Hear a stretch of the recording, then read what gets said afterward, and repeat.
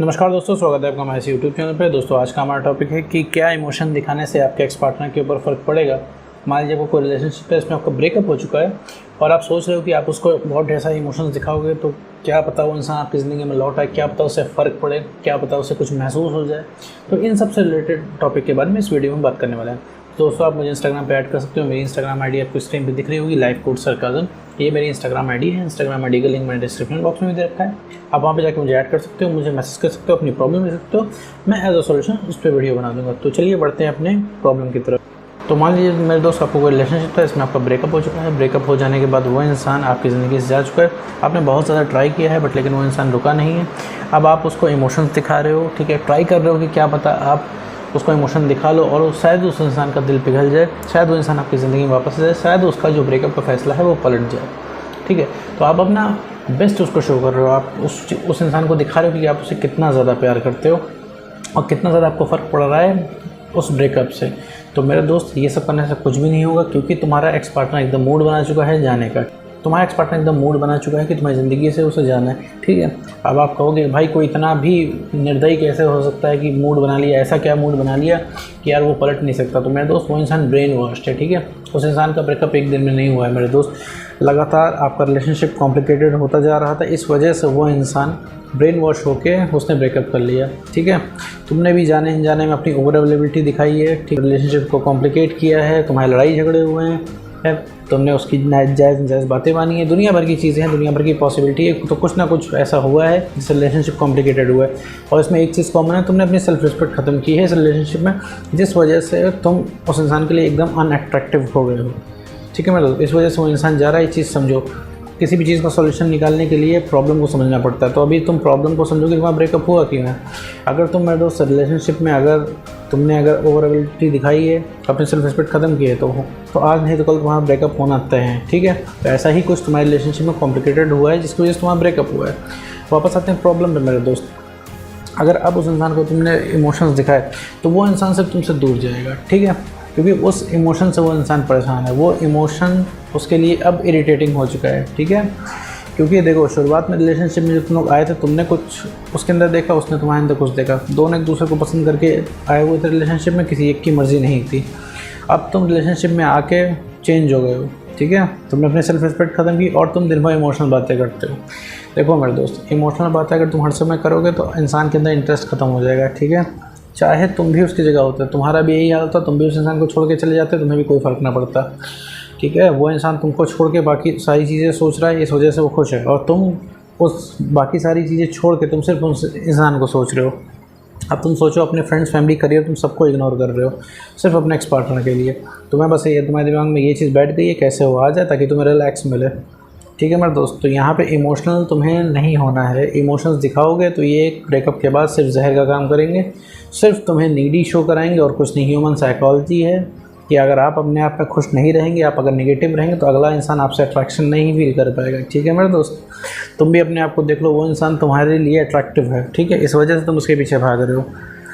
पूरी दुनिया तुम्हारे पीछे है लेकिन तुम पूरी दुनिया को इग्नोर कर रहे हो। तुम उससे एक इंसान के पीछे भाग रहे हो जो तुम्हें टेक्स्ट का रिप्लाई नहीं करता, जिसने तुमसे ब्रेकअप कर लिया है, ठीक है मेरे दोस्त। ये चीज़ समझने की ज़रूरत है। देखो, रिलेशनशिप 50-50% से चलता है। रिलेशनशिप में म्यूचुअल रिस्पेक्ट होनी ही चाहिए। मान लो तुम उससे बहुत हाथ पैर जोड़ के, उससे बहुत ज़्यादा रिक्वेस्ट करके, इमोशनल वगैरह हो के ले आए, तो क्या मेरे दोस्त तुम उस पर प्राउड कर पाओगे? नहीं प्राउड कर पाओगे, ठीक है। दूसरी बात, जब भाई वो आया अपनी मर्ज़ी से तो कभी भी अपनी मर्ज़ी से छोड़ के फिर जा सकता है, तुम कुछ नहीं कर पाओगे, ठीक है। तो पूरे रिलेशनशिप में, ब्रेकअप में तुम सिर्फ हाथ पैर नहीं जोड़ते रहोगे, सिर्फ रिक्वेस्ट नहीं करते रहोगे। जब तक तुमने अपनी सेल्फ रिस्पेक्ट नहीं मेंटेन की, तुम उसके बराबर के इंसान नहीं बने, तब तक तुम कैपेबल नहीं हो उस इंसान को रिलेशनशिप में ऑप्ट करने के, ठीक है। वो इंसान अगर तुम्हारी ज़िंदगी में आ रहा है तो कुछ ना कुछ तुमको देख के आएगा, और यही लॉ है, यही कानून है, यही नियम है कि हम किसी से अट्रैक्ट तभी होते हैं जब उसके अंदर कोई हम अपने पसंद की क्वालिटी देखते हैं, ठीक है। ये नेचर लॉ है, ठीक, ह्यूमन साइकोलॉजी है, इसको आप बाईपास नहीं कर सकते हो, ठीक है। अपने आप को ही देख लो, आपके बहुत ढेर सारे इंटरेस्ट आपके एक्स पार्टनर से जुड़े हुए हैं। आपको उसकी कंपनी अच्छी लगती है, आपको वो वक्त अच्छा लगता है, आपको वो इंसान अच्छा लगता है, आपको उससे बातें करनी अच्छी लगती है, आपको उससे मिलना अच्छा लगता है। दुनिया भर के एक पर्सनल इंटरेस्ट है, आपको लगता है उसके जैसा कोई मिलेगा नहीं, वो एक परफेक्ट सोलमेट पार्टनर है। तो ये 5-6 इंटरेस्ट मैंने कहना है, ये आप चीज़ को समझो मेरे दोस्त, और इमोशनल होना बंद कर दो मेरे दोस्त।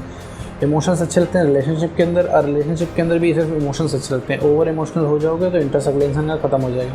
अगला इंसान भी मेरे दोस्त इमोशनल हो जाएगा तो तुम्हारा भी इंटरेस्ट खत्म हो जाएगा, क्योंकि एक टाइम तक तुम्हें अच्छा लगेगा, एक टाइम के बाद तुम्हें भी वो चीज़ इरिटेटिंग लगने लगेगी, क्योंकि ज़िंदगी में बैलेंस होना बहुत ज़रूरी है। ठीक है मेरे दोस्त, ज़िंदगी में बैलेंस नहीं है, तुम्हारे रिलेशनशिप में बैलेंस नहीं है तो एनी हाउ आज नहीं तो कल वो ब्रेकअप के लिए प्रमोट हो ही जाएगा। ठीक है, हर समय तुम प्यार प्यार प्यार नहीं कर सकते हो, प्यार से ज़िंदगी नहीं चलती, सिर्फ प्यार प्यार और प्यार से ज़िंदगी नहीं चलती मेरे दोस्त। ठीक है, ये चीज़ तुम्हें समझने की ज़रूरत है। तुम्हें वो रिलेशनशिप के पुराने मोमेंट्स जो हैं, जो रिलेशनशिप की शुरुआत के मोमेंट्स है, वो तुम्हें याद आता है। रिलेशनशिप की शुरुआत की मेमोरीज तुमको अच्छी लगती हैं, तुमने एक सुकून महसूस किया था, जो वो सुकून तुम्हें वापस से चाहिए, इस वजह से तुम एक्स पार्टनर के पीछे भागते हो। ठीक है, समझने की कोशिश करो मेरे दोस्त, तुम अगर नहीं बदले तो यहाँ पे कुछ होने वाला नहीं है, कोई तुम में इंटरेस्ट लेने वाला नहीं है। आप मेरे दोस्त कहोगे हम बदलें कैसे, क्या करें? सबसे पहले तो ये जो तुमने तमगा दे रखा है सच्चे प्यार का, ये अपने ऊपर से हटाओ मेरे दोस्त। ठीक है, सच्चा प्यार तुम बाद में देखा जाएगा, सबसे पहले तुम्हारा ठीक रहना ज़रूरी है। तुम ठीक नहीं रहोगे तो डिसीजन नहीं ले पाओगे। अभी तुम्हारा कोई भी डिसीजन होगा वो इमोशनल वे में लिया हुआ होगा, जो कि 95% गलत होगा। ठीक है, अभी तुम्हें सही गलत नहीं समझ में आ रहा होगा, तुम्हें सारी चीज़ तुम इमोशंस की नज़रों से देख रहे होगे। अभी ये तुम वीडियो सुनने के बाद अगर तुम्हारा एक्स का कॉल आ जाए तो ये सारा मोटिवेशन भूल जाओगे। ठीक है, क्योंकि तुम्हें अंदर से तुम्हें बात करनी है, तुम्हें सवाल के जवाब चाहिए, तुम्हें कैसे न कैसे रिलैक्स चाहिए। रिलैक्स की वजह से ही तुम ये वीडियो देख रहे हो। ठीक है मेरे दोस्त, तो वापस आते हैं मुद्दे पे। अगर मेरे दोस्त तुम्हें ब्रेकअप के बाद अगर अपने एक्स पार्टनर को इमोशंस दिखा रहे हो तो सोच रहे हो कि उससे इमोशनली ब्लैकमेल करके या फिर उसको इमोशंस दिखा के तुम उसको अपने काबू में कर लोगे, अपने कंट्रोल में कर लोगे, तो मेरे दोस्त ऐसा कुछ भी नहीं है। उसका 0.1% भी दिल नहीं पिघलेगा मेरे दोस्त। तो इमोशंस दिखाना बंद करो, नॉर्मल एक्ट करो। नॉर्मल एक्ट करने के लिए तुम्हें थोड़ा सा गैप लेना पड़ेगा, जिस गैप को हम नो कॉन्टैक्ट रूल बोलते हैं। नो कॉन्टैक्ट रूल में मैंने बहुत ढेर सारे वीडियो बनाए हैं, आप जाके चैनल पे चेक कर सकते हो। मैंने बहुत ढेर सारे इस पे वीडियो बना रखे, हर तरीके से हर एंगल से एक्सप्लेन करने की कोशिश की है कि नो कॉन्टैक्ट रूल कैसे काम करता है। तो इसमें सिर्फ अपने आप को बेटर करो, अपने दिमाग को ट्रेन करो कि ये इमोशनली स्टेबल है। इमोशनली स्टेबल रहोगे तो नॉर्मल एक्ट करोगे। इमोशनली स्टेबल होना और इमोशनलेस होना दोनों एक अलग चीज़ है। तो यहाँ मैं इमोशनली स्टेबल होने की बात कर रहा हूँ। इमोशनली स्टेबल का मतलब है कि आपको कोई भी वो इंसान बात बोले तो आपके दिल पे लगे ना। ठीक है, आपको बुरा ना लगे। जैसे मान लीजिए आपके एक पार्टनर ने बोल दिया मैंने तुमसे कभी प्यार ही नहीं किया, तो ये बात आपके दिल पे नहीं लगनी चाहिए। इसे बोलते हैं इमोशनली स्टेबल होना।